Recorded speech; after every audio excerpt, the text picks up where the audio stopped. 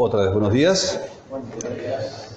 Vamos a abrir nuestras Biblias en Mateo capítulo 26.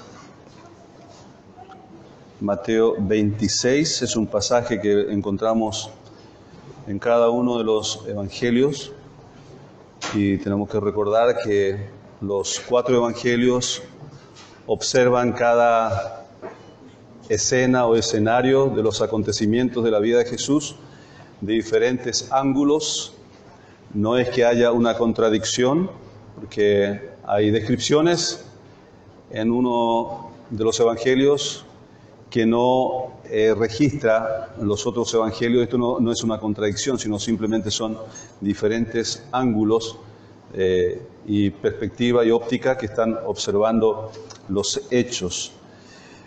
Capítulo 26, versículo 36 dice así: Entonces llegó Jesús con ellos a un lugar que se llama Getsemaní y dijo a sus discípulos: Sentaos aquí, entre tanto que voy allí y oro. Y tomando a Pedro y a los 2 hijos de Zebedeo, comenzó a entristecerse y a angustiarse en gran manera. Entonces Jesús les dijo: Mi alma está muy triste hasta la muerte. Quedaos aquí y velad conmigo.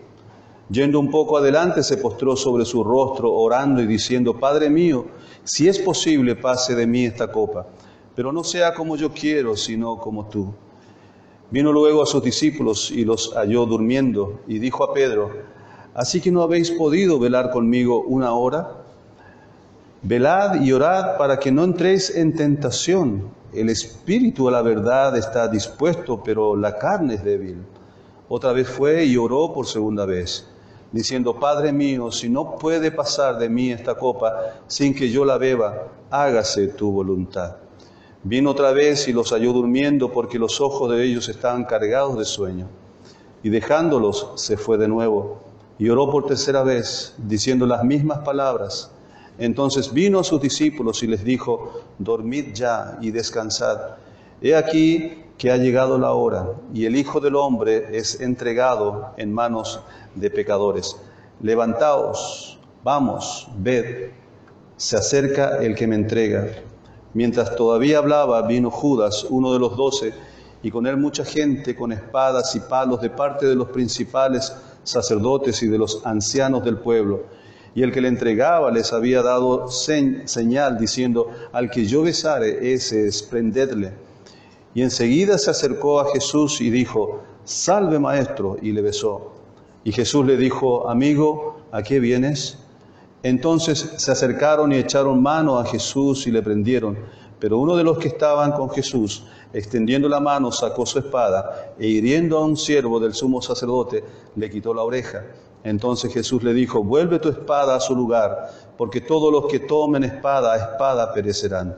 ¿Acaso piensas que no puedo ahora orar a mi Padre, y que Él no me daría más de 12 legiones de ángeles? Pero ¿cómo entonces se cumplirían las Escrituras de que es necesario que así se haga? En aquella hora dijo Jesús a la gente: ¿Como contra un ladrón habéis salido con espada y con palos para prenderme? Cada día me sentaba con vosotros enseñando en el templo y no me prendisteis.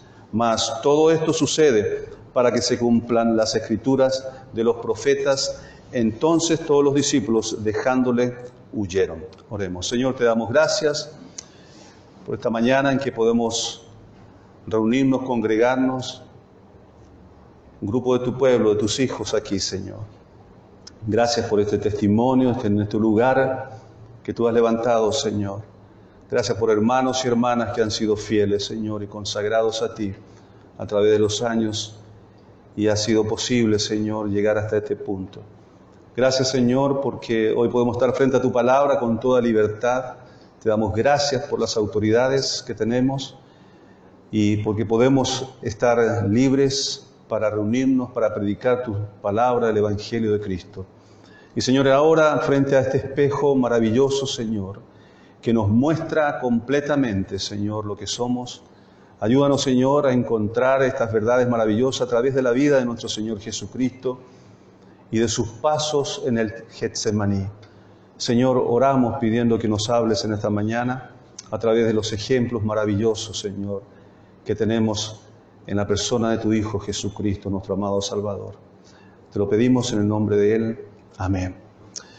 Getsemaní tiene que haber sido un huerto, un lugar en donde obviamente había un dueño, y como dice la Escritura que ellos acostumbraban a juntarse en ese lugar, obviamente que debe haber sido un amigo también de Jesús que le otorgaba ese permiso para reunirse con ellos ahí, con sus discípulos. Y qué interesante es recabar esta información, este dato. En medio de tantos enemigos que tenía Jesús, siempre había amigos especiales que le servían, le consideraban, le respetaban, le amaban y estaban dispuestos a dar todo, como aquel dueño del asno, ¿se acuerdan? Como aquel dueño también del aposento alto, en donde ellos celebraron la última cena, anterior a este relato que estamos leyendo. Una cena en donde Él estaba despidiéndose de sus discípulos, a quienes tanto amó y los amó hasta el fin. Entonces, Él estaba rodeado de enemigos, pero también había amigos especiales que alentaban, animaban su corazón. Pero al pasar por el Getsemaní, Él comienza a experimentar anticipadamente los sufrimientos del Calvario. Es allí donde se libra una tremenda batalla. Nosotros muy poco observamos el huerto de Getsemaní como un momento y un tiempo crucial en la vida y en la decisión y en el sacrificio y en la entrega de nuestro Señor Jesucristo. Por eso titulé este mensaje Pasando por el Getsemaní. Pasando por el Getsemaní. Y saben, mis queridos, vos y yo estamos también en eso. Tenemos la tremenda necesidad para cumplir los propósitos de Dios en nuestras vidas. Necesitamos pasar por el Getsemaní. Antes de aquella crucifixión, antes de llegar a culminar su obra sacrificial por nosotros, el Señor tuvo que pasar por el Getsemaní. Y nosotros también no estamos exentos de pasar por el Getsemaní. Pero al pasar, ojalá, y oremos a Dios, porque podamos pasar con esa misma entrega y actitud que tuvo el Señor Jesucristo. Que podamos visualizar, discernir, entender los propósitos de Dios cuando estemos pasando por el huerto del Getsemaní de nuestras vidas. Y quiero mencionar algunas experiencias que el Señor Jesucristo pasó y el relato nos da evidencia acerca de esto. Y hay 4 experiencias que quiero compartir contigo en esta mañana. La primera es la agonía de Jesús. La agonía de Jesús. Es una de las primeras experiencias que Él pasa en este huerto, que en algún momento fue un huerto donde pasaron ellos quizás con tiempo de enseñanza, de juegos, de entretenimiento, de diversión, de almuerzo, de cena. Pasaron la noche quizás ahí. Pero ese momento, la última noche en el Getsemaní, era realmente crucial para lo que el Señor Jesucristo iba a emprender después. Era necesario pasar por el Getsemaní. Obviamente hubo agonía. Obviamente Él podía entender claramente lo que significaba esa noche estar en el Getsemaní. Ya habían pasado momentos lindos, hermosos en el pasado, en el Getsemaní, pero ese momento era diferente. Ahora estaba seguro de que la muerte le esperaba después de esa noche. Mis queridos, nadie quiere morir a los 33 años, ¿verdad? Es el momento de despertar, es el momento en que uno emprende grandes desafíos que van a tener resultados para toda la vida. Pero el Señor ya sentía su fétido aliento de la muerte ahí frente a su rostro. Ella podía oler la presencia de la muerte, la oscuridad, las tinieblas iban a tomar lugar en su vida. Era una lucha suprema la que el Señor estaba enfrentando. Mi alma está triste hasta la muerte. En otras traducciones dice tristeza que causa la muerte. O mi alma está triste hasta desear la muerte. Y cuando me refiere acerca de la copa en su oración el Señor en el versículo 39, ese es el precio por el cual Cristo pagaría al ser hecho pecado en la cruz por nosotros. Ahora, tratemos de entender esa tristeza, esa congoja, esa agonía que Él estaba experimentando allí. No debemos olvidar que en su esencia, en su naturaleza, Él era totalmente diferente a nosotros, sin pecado. Era la segunda persona, es la segunda persona de la Trinidad. Por lo tanto, su naturaleza era y es completamente santa, pura. No hay ni un minúsculo de pecado y de tinieblas en su esencia, en su ser. Por lo tanto, el hecho de experimentar ese rechazo a la posibilidad de experimentar la muerte no era solamente un sentimiento de su parte humana, que también era 100% humano, pero 100% al mismo tiempo divino. Obviamente que nuestra naturaleza también rechaza la idea de experimentar la muerte. Cada uno de nosotros vamos a tener reacciones extremas cuando estamos frente a la posibilidad de experimentar la muerte. Uno no es y tiene la misma personalidad y reacción como cuando está frente a la muerte. Y eso es propio de la naturaleza humana, pero aquí hay algo más que esto. Es que su naturaleza era divina, era pura, santa, sin manchas de pecado. Y Él estaba a punto de tomar el paso decisivo de llegar a cargar sobre Él el pecado, no de uno, sino de toda la humanidad. Y no solamente de una generación, sino de toda la generación, desde Adán y Eva hasta el último hombre en la tierra. Todos los pecados, imagínense, todos los pecados fueron cargados sobre sus hombros. Y Dios hizo y echó y cargó el pecado de todos nosotros en esa persona maravillosa, única y perfecta, pura, santa. Todas las manchas y miserias de nuestros pecados. Tenía razón de pedir a su Padre la posibilidad, la alternativa de si hubiera, oh Padre, alguna otra manera. ¿Habría otra, Señor, forma en que podamos salvar al mundo? Padre, pero que no se haga mi voluntad, se haga la tuya. Si es esa la manera, oh Señor, heme aquí. Esa era la oración del Señor. Su naturaleza santa se rebelaba en contra de ser hecho pecado. Y sin embargo, su santa voluntad era unida a su Padre. Su voluntad estaba unida a su Padre. Aún luchando contra esa voluntad humana, Él se sobrepone a esa lucha, abrazando y afirmando con toda vehemencia que estaba más que dispuesto. No importa lo que tuviera que pasar, para Él primaba, era prioridad, era lo único, era lo primero, hacer la voluntad de su Padre. No había otra opción.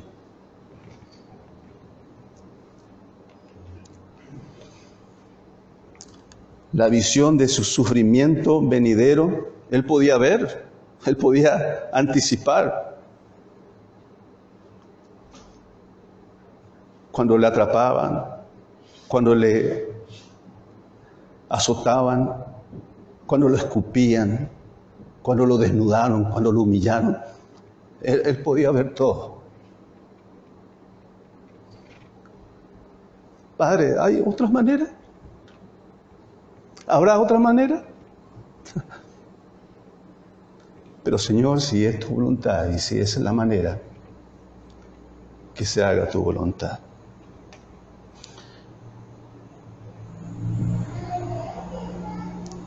Y allí, estando con sus discípulos, Él vuelve otra vez a sus discípulos y los ve durmiendo. Los ve cansados, durmiendo. Él estaba triste, estaba con esa alma en conflicto, en crisis, porque la determinación y la decisión tenía que venir de Él. Era su voluntad la que tenía que ser sometida a la voluntad del Padre. Y sabiendo esto y experimentando esto, pedía ayuda de sus compañeros, de sus amigos. Oren por mí, ayúdenme en esta hora de aflicción, de angustia, de agonía. Necesito sus oraciones. En otro contexto de Marcos, la palabra que utiliza Marcos para referirse a su agonía, a su tristeza, a la aflicción y angustia que estaba pasando, se traduce en terror. No solamente la angustia, la aflicción, la agonía de experimentar la muerte, la humillación, pero Marcos va más allá y él expresa diciendo: Jesús, nuestro Señor, experimentó el terror en el huerto de Getsemaní. Experimentó el terror. Terror de lo que significa la paga del pecado, la gravedad del pecado, lo doloroso que es el pecado. Y que Él tenía que ser el Cordero de Dios que quitará el pecado del mundo. Jamás podremos nosotros entender el terror, la angustia, el dolor, la desesperación que experimentó nuestro Señor. Y ahí lo ves, manso, humilde, Cordero, que fue llevado al matadero y enmudeció.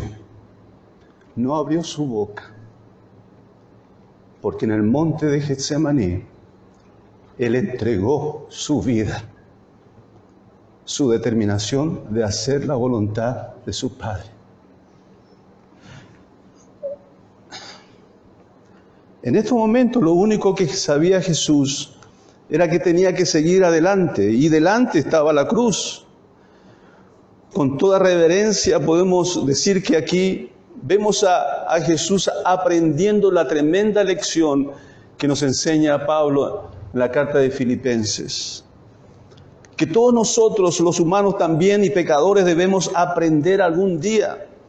Aceptar lo que no podemos comprender, aceptar lo que no podemos cambiar. Aceptar la voluntad de Dios a pesar de que va en contra de nuestra voluntad. Eso es lo que necesitamos aprender. Es la humillación, es el sometimiento de nuestra propia voluntad para hacer su voluntad, que prima su voluntad. No importa cuánto nuestra mente piensa, imagina que haciendo mi voluntad será mejor. Lo que prima, lo que es prioridad es hacer la voluntad de Dios. No importa si lo entiendes o no. No importa si puedes cambiar o no las circunstancias. Eso es algo que el Señor experimentó. Aprendió la obediencia, dice Filipenses. Aprendió la obediencia. De ir en contra de su propia voluntad humana en ese momento. Y hacer la voluntad de su Padre. Lo único que él sabía era que la voluntad de su Padre le llamaba imperiosamente a seguir adelante, a seguir hacia esa cruz. No había otro camino, no había otra alternativa. A cada uno de nosotros nos suceden cosas en este mundo, hermanos, y ustedes saben. Cosas que no podemos entender cuando caminamos en los caminos del Señor, en la vida cristiana. Muchas cosas no vamos a entender y comprender. Y muchas cosas no vamos a poder cambiarlas tampoco. Pero sabemos cuál es la voluntad de Dios. Que debemos permanecer fieles, que debemos mantenernos sumisos a su dirección, a sus enseñanzas y ser obedientes a ella. No importa las circunstancias que podamos estar atravesando, lo entendamos o no, podamos o no cambiarla. Lo que prima es hacer la voluntad del Padre. Es el momento entonces cuando la fe se pone a prueba. Es allí donde tu fe se pone a prueba. Es allí donde vos estás predicando a alta voz y todo el mundo y tu alrededor puede observar. Y es allí donde vos realmente estás diciéndole al mundo que sos un verdadero cristiano o no.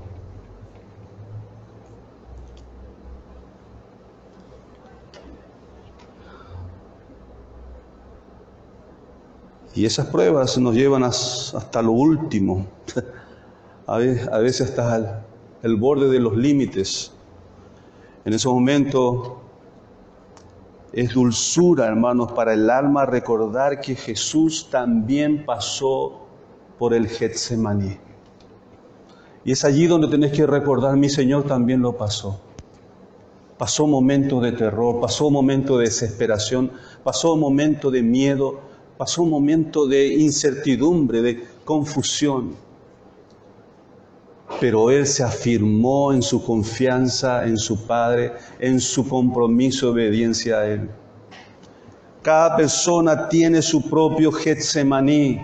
Vos tenés tu propio Getsemaní. Yo tengo lo mío. Y cada uno de nosotros vamos a ser confrontados también y probados en cuanto a nuestra fe y a nuestra confianza. ¿Dónde está nuestra confianza? Por lo tanto, el propósito de Dios en ese Getsemaní que vos estás viviendo y pasando, es que vos llegues al punto de entender y aceptar que hacer la voluntad de Dios es mucho mejor y no hay otra opción que hacer su propia voluntad. Hágase tu voluntad. ¿Es una agonía? Sí. Bienvenido al Getsemaní. Bienvenido al Getsemaní. Segundo, la soledad de Jesús. La soledad de Jesús. Es irónico pensar en esto, ¿verdad? Que Jesús estuvo siempre rodeado de multitudes de personas, ¿verdad? Pero que en un momento, cuando las papas quemaban, Él estuvo completamente solo, colgado entre el cielo y la tierra, como el único ser que no tenía lugar ni en el cielo ni en la tierra. Solo. Tomó a 3 de sus predilectos discípulos y los llevó más cerca de donde Él estaría orando. A 30 metros es una tirada de piedra, como dice la Escritura. Deja a 3 de sus discípulos ahí porque pensó que a lo mejor estos iban a acompañarles en oración. Los otros estaban roncando ya. Pero yo sé que ustedes a lo mejor me van a acompañar. No esté solo en esta lucha que voy a emprender ahora. Es algo muy tierno pensar en esto, ¿verdad? Que en su aflicción Él ansiaba el compañerismo de sus amigos, el de estar apoyado por ellos, de sus oraciones, de acompañamiento. Aunque aún eso le negó por el sueño que tenían sus predilectos también. Aún esa compañía se le negó. Todo el pasaje es un testimonio poderoso, hermoso de la realidad de la naturaleza humana de nuestro Señor. Hebreos 5, 7, 9 aclara también esto acerca de su naturaleza humana. Y esto deja una impresión maravillosa también y mayor de lo que es el final de todo. Que sin duda, no hay ninguna duda de que la voluntad del Padre tenía que ser prioritaria, sin importar el precio, ni el cansancio, ni la circunstancia. Es interesante ver también el relato del apóstol Pablo, ¿verdad? Que en medio del servicio y la entrega a su Dios, Él también, estando en la prisión, estuvo completamente solo. Nadie estuvo conmigo. ¿Solo quién? Aquel que había pasado también el Getsemaní. Él estuvo conmigo, porque Él sabe lo que es la soledad. El fracaso de sus discípulos en no apoyar a Jesús no fue causado por la cobardía, aunque esto se vio después, ¿verdad? Huyeron todos en medio del peligro, de la amenaza de ser presos. Eso se vio después, pero el dormirse en el momento crucial, en donde más necesitaba a su Señor, su compañía, era por cansancio físico. Estaban cansados. Ahora, ¿el Señor Jesús estaba cansado también o no? Sí estaba. Pero a pesar de eso, Él estaba en contacto permanente con su Padre. Nunca dejó de lado, por más que cansado esté. Pronto estos discípulos tendrían que verse cara a cara con la tentación, porque venía el peligro. Venían a apresar a su Señor y a todos los que estaban con Él.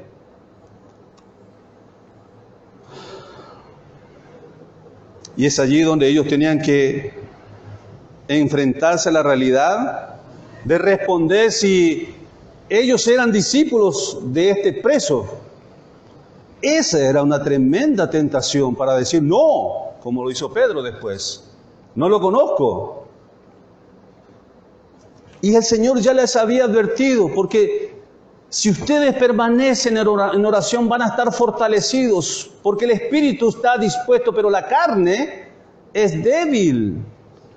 La carne es débil si es que no lo acompañas, no lo fortaleces con la vida espiritual, con una vida de oración y de su palabra, de comunión con el Señor. Llegado la hora de la prueba, vas a desvanecer, vas a caer en tentación. Esta fue la advertencia del Señor y sucedió.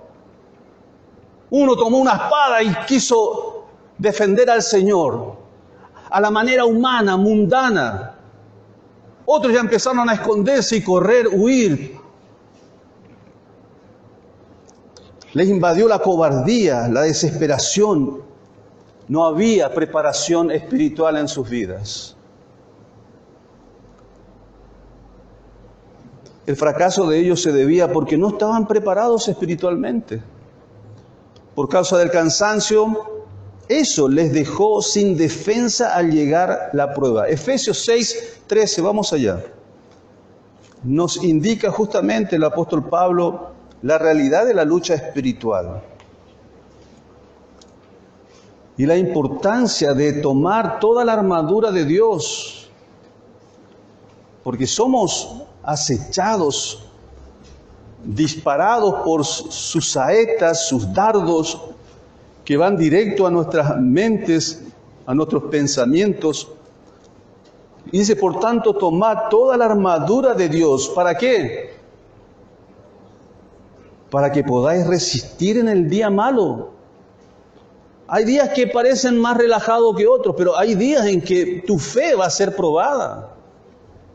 Tu confianza en el Señor va a ser probada por situaciones, circunstancias, tentaciones muy fuertes que demandan preparación espiritual, fortaleza espiritual. Y habiendo acabado todo el día malo y todas las acechanzas y ataques del enemigo, estar firmes, permanecer fieles. Esa es la victoria del cristiano. Esa es la batalla librada por el cristiano, cuando está armado con toda la armadura de Dios, su palabra, comunión con el Señor, una vida de testimonio y de santidad al Señor, de fidelidad y de servicio al Señor. Cuando estas armaduras están allí, están listos para enfrentar cualquier acechanza del enemigo. Y habiendo acabado la prueba, la lucha, este cristiano va a permanecer firme y fiel. Pedro, un pescador, trató de ser un soldado, tomó la espada y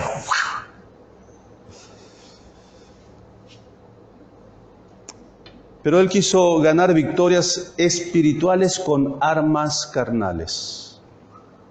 Lamentablemente en este error muchos cristianos hoy caemos también. Pretendemos tener victorias espirituales con armas carnales. No leemos la Biblia, no tenemos tiempo con Dios, no le damos importancia a las actividades de la iglesia, al servicio a Dios en la iglesia. Por lo tanto, mi querido, vos estás tratando de enfrentar las luchas espirituales y obtener victorias espirituales con armas carnales, con tu propia fuerza. Vas a caer, vas a caer, vas a caer. Nosotros luchamos contra Satanás, no contra personas, ni sangre, ni carne, dice Efesios. Las armas que usamos son espirituales, no carnales, dice Pablo en 2 Corintios 10, 3 al 5. Moisés cometió la misma equivocación, ¿se acuerdan? Cuando Dios le dijo, habla a la roca y brotará agua. Y él en su enojo, indignación contra el pueblo, tomó su vara y golpeó la piedra. Armas carnales. Eso le costó 40 años en el desierto. Eso le costó no haber entrado a la tierra prometida. Jesús tuvo que pelear su batalla, hermanos, solo. Eso también es verdad en todas las personas. Hay algunas cosas que una persona tiene que arrostrar. Arrostrar es una palabra nueva que aprendí.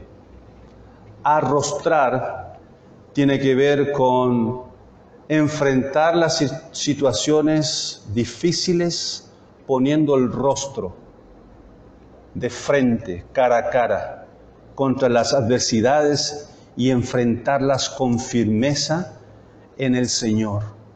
Eso es arrostrar. Viene de la palabra rostro, arrostrar. Es enfrentar con valentía, con coraje, afirmado sobre la roca que es Cristo.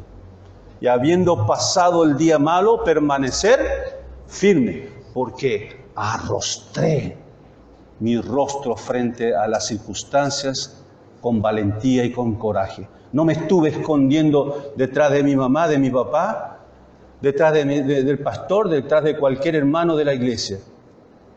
Arrostré, puse mi rostro en el nombre del Señor, orando, clamando a Dios en medio de esa tempestad. Puse espíritu, valentía, coraje, convicción. Jesús tuvo que arrostrar. Solo puso la cara por vos y por mí.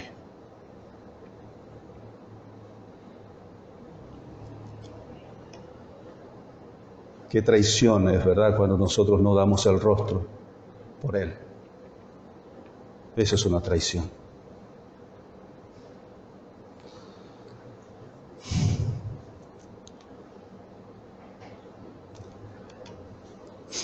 Hay momentos en que fallan los que podrían ayudar. A veces tenemos expectativas de que algunos predilectos que apartamos, los separamos para estar más cerca de nosotros y esperamos ayuda, pero a veces no se cumple, no llegan esa ayuda. Son expectativas que no se cumplen. ¿Qué hacemos en ocasiones así?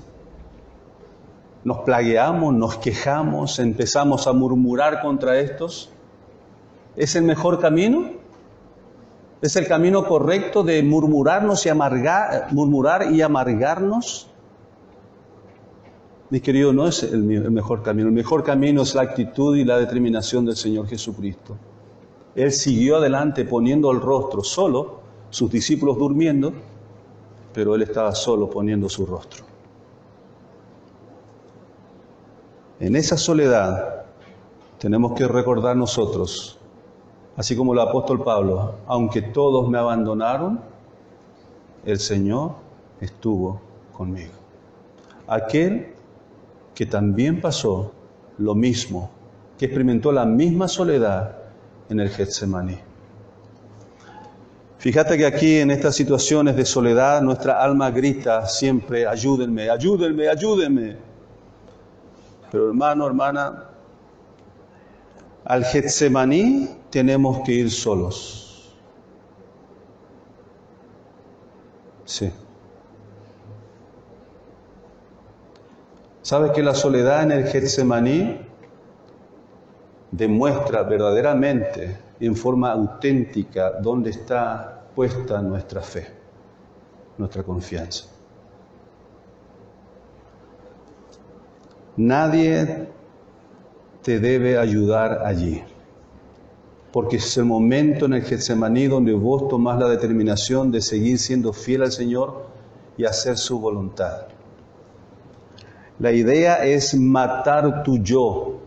Es allí donde el yo tiene que ser destruido, eliminado. Allí no te va a ayudar ni papá ni mamá, ni el pastor, ni tu mejor amigo. Porque en el Getsemaní tiene que ir a morir. Que es precisamente lo que Dios está esperando de nosotros. Que eliminemos nuestro yo. Esa voluntad que se levanta en contra de su voluntad. Eso es lo que Dios quiere que eliminemos. Pablo lo explica perfectamente en varias de sus cartas. Y en una de ellas él declara su determinación y su convicción en cuanto a esto. Cuando dice en Gálatas 2:22, ya no vivo yo, mas vive Cristo en mí. He renunciado a mi yo, he renunciado a mi voluntad para hacer que Cristo sea preeminente en mi vida. Es crucificar nuestro yo. ¿Hay soledad en el Getsemaní? Sí, lo vas a experimentar. Pero el mejor camino que podés tomar allí es recordar que tu Señor, tu Salvador, pasó lo mismo también. Pasó el Getsemaní. Y cuanto más hagas reducir tu yo en ese punto, en ese momento crucial de Getsemaní, no mirando a los demás y tus expectativas, sino en tu corazón, diciéndole al Señor, Señor, ayúdame a eliminar mi yo, ayúdame a eliminar mi propia voluntad, Señor, que en medio de esta circunstancia adversa, lleno de confusión, de temor, de terror, de incertidumbre y de soledad, Señor, yo pueda tomar la determinación de mantenerme en tu voluntad, no en mi voluntad, Señor. Que se haga tu voluntad. ¿Sabías que es en la muerte del yo cuando comienza el poder de Dios a actuar en nosotros? Te sorprenderías tremendamente al saber en algún momento de la eternidad, o quizá en esta tierra, ojalá que sea en esta tierra, que Dios te diga y te enseñe cuántas cosas maravillosas Dios tenía listo, preparado para entregarte, para hacer cosas de maravillas que iban a ser tu inversión para la eternidad y no lo alcanzó a dártelo. ¿Por qué? Por tu yo. Porque mientras viva tu yo, hay tantas bendiciones y el poder de Dios que no van a ser otorgadas para nosotros. ¿Te das cuenta lo importante que es aplacar, destruir y hacer morir nuestro yo, nuestra carne? Porque es allí donde el poder de Dios actúa tremendamente en nosotros. Allí es donde queremos que todo el mundo nos ayude, pero nadie nos ayuda. Donde pareciera que ni siquiera nuestras oraciones tienen respuesta. Donde pareciera que nada está funcionando. Es Dios quien se está moviendo en ese Getsemaní tuyo. Él te está exprimiendo. Él te está colocando en el lagar de las uvas, exprimiéndote, para que entiendas que hacer su voluntad es la prioridad y es lo mejor. Y que lleguemos a declarar con todo nuestro corazón y nuestros seres que no sea mi voluntad, sino tu voluntad. Leímos que Jesús dijo, mi alma está muy triste hasta la muerte. ¿Dónde estaba experimentando ese terror, ese temor y esa aflicción? ¿En qué parte de su ser? En el alma, el asiento de las emociones. Esto nos enseña, mis queridos, que es en el alma donde tenemos que ganar la victoria del yo.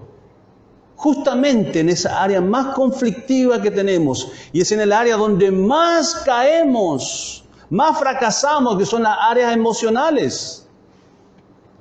El alma es el asiento de las emociones, es allí donde se libran las batallas espirituales. Es allí donde el Señor libró su más grande batalla en el Getsemaní. Y salió victorioso. Pero fíjate lo que resulta después de esto. Una vez librada esa batalla contra su voluntad, Él experimenta la confianza, la tremenda confianza en su Padre. Después de haber tomado esa determinación de hacer la voluntad de su Padre, a pesar de que en un momento su naturaleza humana lo empujaba a huir, a rechazar esa experiencia de sufrimiento y sacrificio. Y aquí lo vemos en el relato de Marcos, en el que Jesús empieza su oración diciendo, Abba Padre. Abba Padre, es el único evangelio de los 4 que menciona esta expresión. Abba Padre, en Marcos 14:36, si estás anotando, 14:36. Hay un mundo maravilloso en esta expresión. Abba, Abba. Y que está oculto a nuestros oídos, a menos que conozcamos su contenido, su significado. ¿Sabes que esta palabra de Jesús, Abba, que se dirige a Dios su Padre, no tiene paralelo en toda la Biblia? Es solamente Jesús que se registra en el Nuevo Testamento, hablándole y dirigiéndose al Padre, a Dios, como Abba. Abba era la palabra que usaba un niño para dirigirse a su padre, cuya traducción en castellano sería papito. Mi papito, papito mío. Era una palabra muy familiar, muy íntima, cotidiana, que nadie se había atrevido a usarla para dirigirse a Dios. Solo Jesús lo usó. Él hablaba con su Padre Celestial de la manera infantil, como un hijo pequeño a su Padre, papito. Era una confianza íntima de un hijo pequeño con su Padre. Sabemos nosotros los padres, cuando nuestros hijos en un momento de ternura nos hablan, ¿verdad? Y expresan con mucha ternura, mi papito, mi mamita hermosa, preciosa, te quiero, te amo, te agarra del cachete, te beso, te besuquea. Eso es el significado de Abba, papito. Una intimidad única. Así era como hablaba Jesús con su Padre. Aun cuando su única convicción, aun cuando Jesús sabía que Dios su Padre le empujaba hacia la cruz.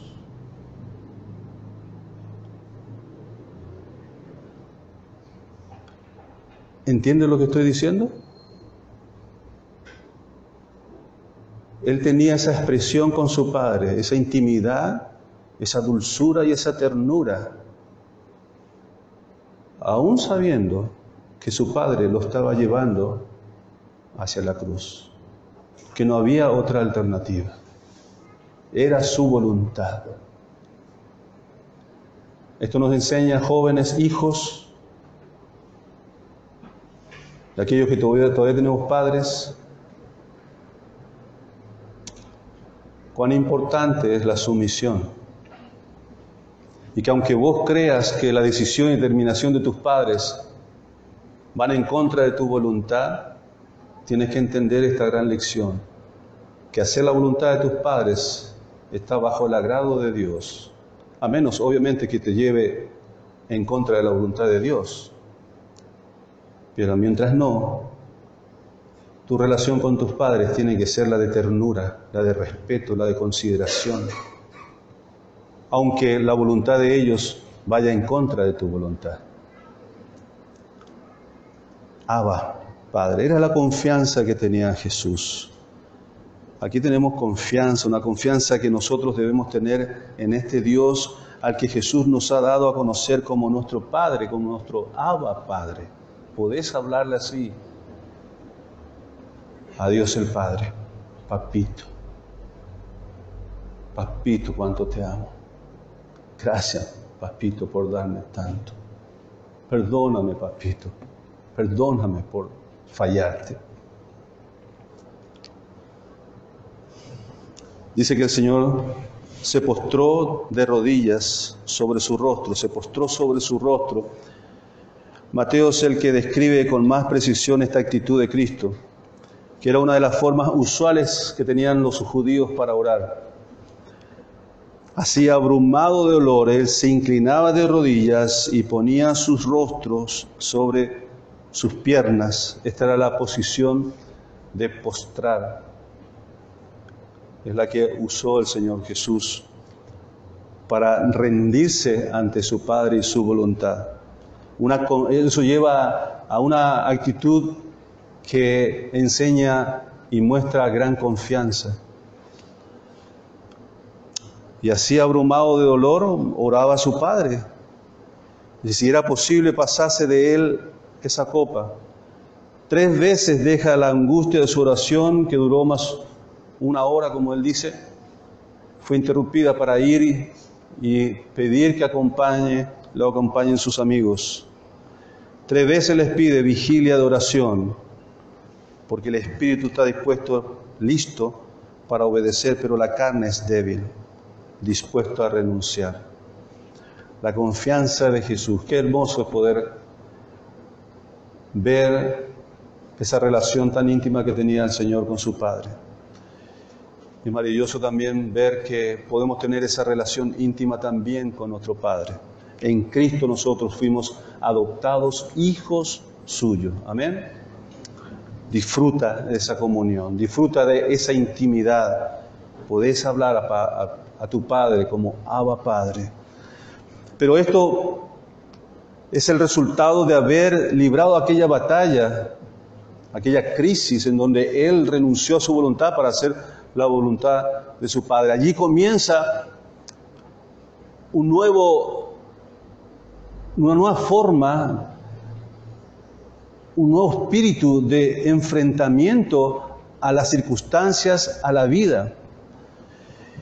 Y aquí el último punto es justamente lo que estoy diciendo.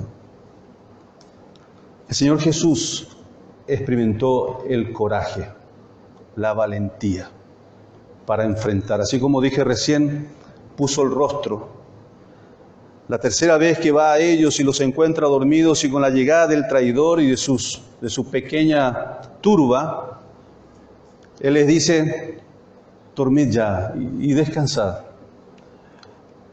O sea que ya la hora de la oración ha pasado, es la hora de la acción. Ahora es la hora de la acción, es el momento de poner el rostro y de hacer las cosas que tenemos que hacer. Ya hemos orado, ahora tenemos que enfrentarnos con la vida, con los hombres, en su aspecto más terrible del mundo y del sistema de este mundo. Jesús se levantó de esa posición de rodillas, de postrado, para emprender la batalla que tenía por delante. Y esta expresión, dormid ya y descansad, tiene una expresión también de un ligero reproche, que se podía calificar como algo irónico, pero es una ironía sin amargura, sin burla, como de compasión. Ya están cansados, ya duerman ya, porque ya la hora llegó. Me van a entregar. Llegó la hora de las tinieblas. El sueño de los discípulos es de cansancio, pero era una expresión también de ceguera espiritual. Cuando estás dormido en las cosas de Dios, cuando estás dormido en el momento de la acción y de servir a Dios, eso demuestra un estado espiritual, que hay ceguera espiritual, hay adormecimiento espiritual. Por eso en nuestros días devocional hemos leído en Efesios, despiértate tú que duermes y te alumbrará Cristo. Fíjense que esta turba iba armada de espadas y garrotes, y Juan añade también linternas, dice. Y eran elementos del equipo militar, aunque seguramente nos faltaron lanzas también, pero la forma en que ellos se presentaron era con la intención de intimidar, de provocar miedo. Vinieron una multitud, una turba, para atrapar a Jesús. Pero aún así, con todo este aparatoso presentación de la turba, encuentran a un Jesús victorioso, a un Jesús triunfante, contra su propia voluntad, que lo rindió a la voluntad de Dios su Padre. La autoridad y el poder de lo alto estuvo con él, con toda firmeza. Y saben, esta es una demostración de que cuando nosotros estamos bien con Dios, hay coraje, hay valentía, hay determinación. Hay un poder que se desarrolla en la vida de aquel cristiano que ha librado la batalla contra su propia voluntad, sometiéndolo a la voluntad del Padre. Es allí donde se conecta con Dios y Dios le capacita, lo equipa con autoridad y con poder para enfrentar cualquier circunstancia y situaciones en la vida.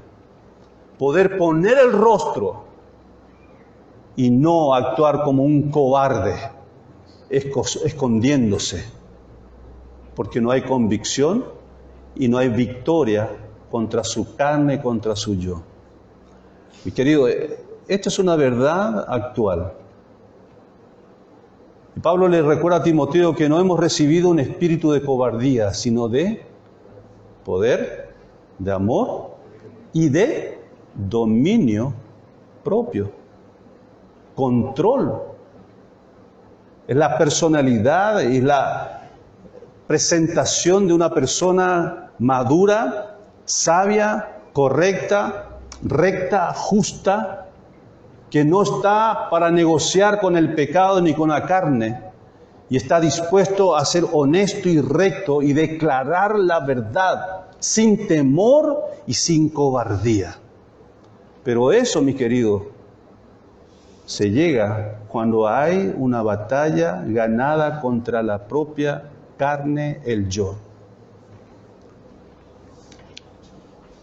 Fíjense las actitudes del Señor desde ese momento, una tranquilidad, aun cuando Pedro sacó una espada y cortó la oreja de los que venían a atraparlo. ¿Qué hizo Jesús? Lo detuvo, le reprendió y sanó al que habían herido.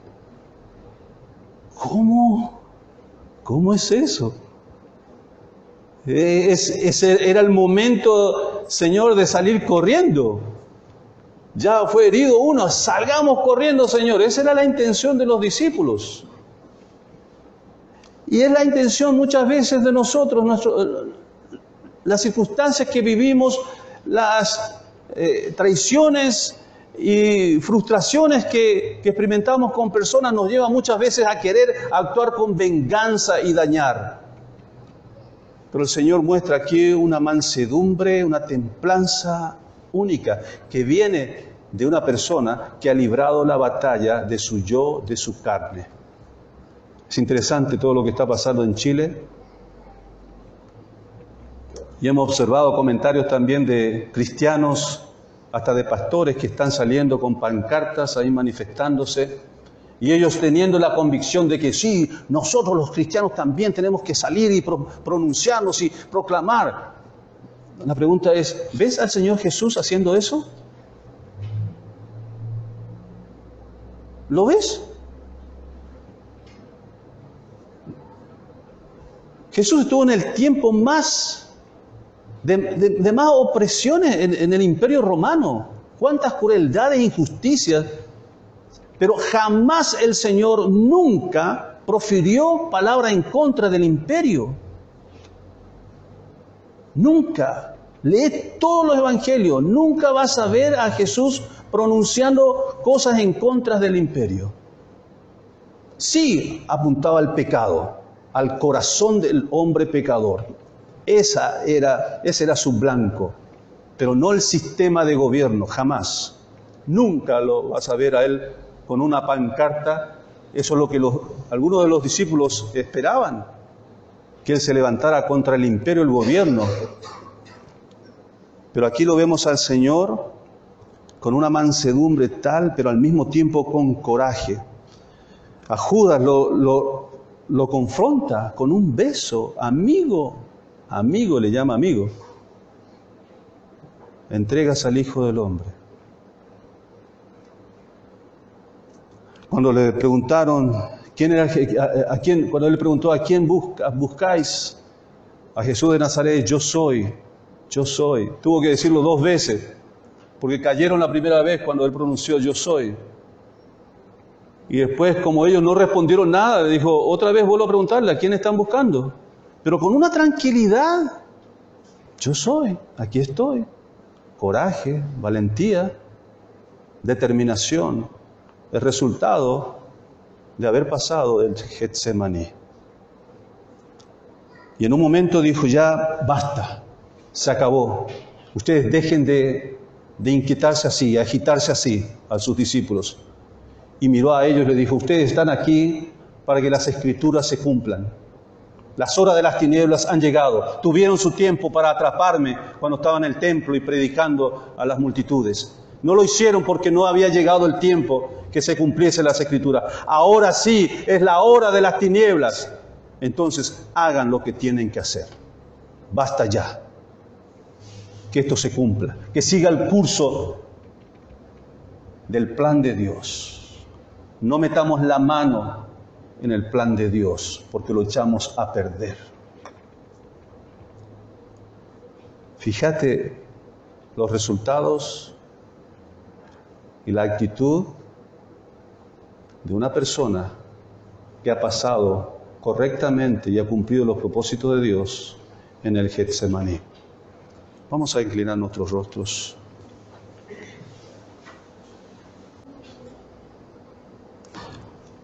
Yo no sé cuál es tu Getsemaní en este momento.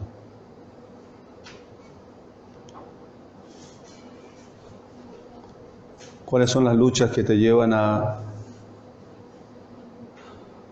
inclinarte hacia tu propia voluntad y resistir a la voluntad de Dios? Esos son luchas, esos son combates.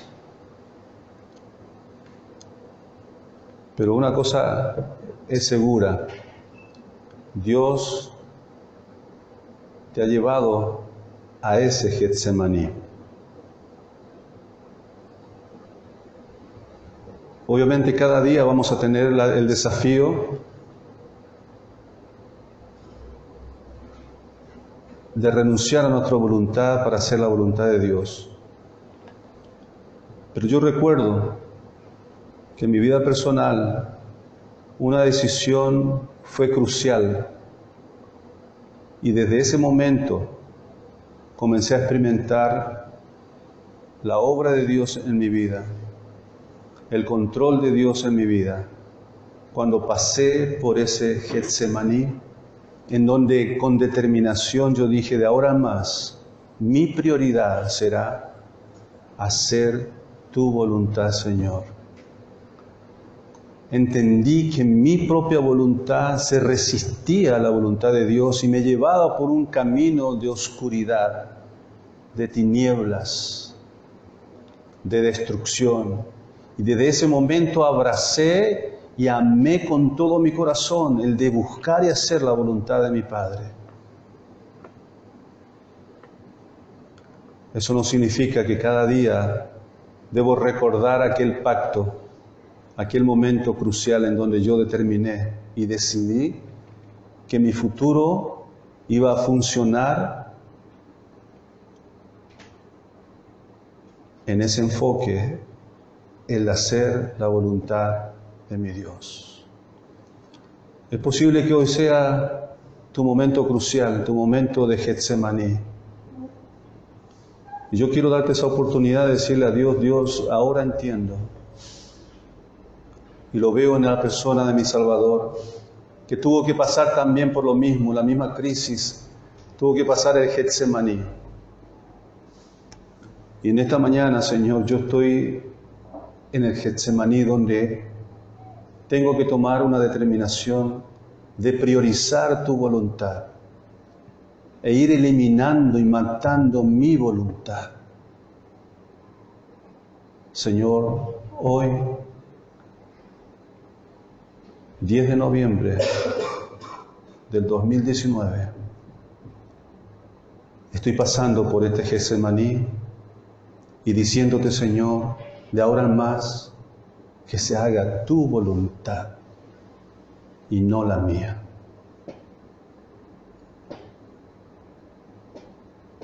Señor, te damos gracias en esta mañana por desafiarnos, mirar a la persona de nuestro amado Salvador y comprender estas verdades, Señor, que Él las vivió, las experimentó y las superó con victoria, con triunfo. Y vimos, Señor, los resultados posteriores, su confianza aferrada a ti, Señor, inamovible, invencible. Y el coraje y la valentía, Señor, que tuvo en todo lo que tuvo que enfrentar, arrostrando, Señor, su rostro enfrente de todos los desafíos terribles que vendrían. Y entregó su vida por nosotros, Señor. Cumplió tu voluntad.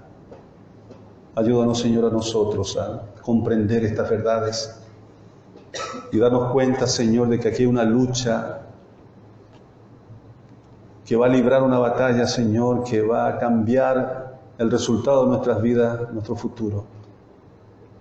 Señor, oramos por este momento de decisión de cada hermano, hermana, Señor, que estaba exponiendo y poniendo, Señor, en el altar del sacrificio su yo, su carne, su voluntad, y emprender esa batalla, Señor, ir eliminándolo hasta que muera, para llegar a decir, como el apóstol Pablo,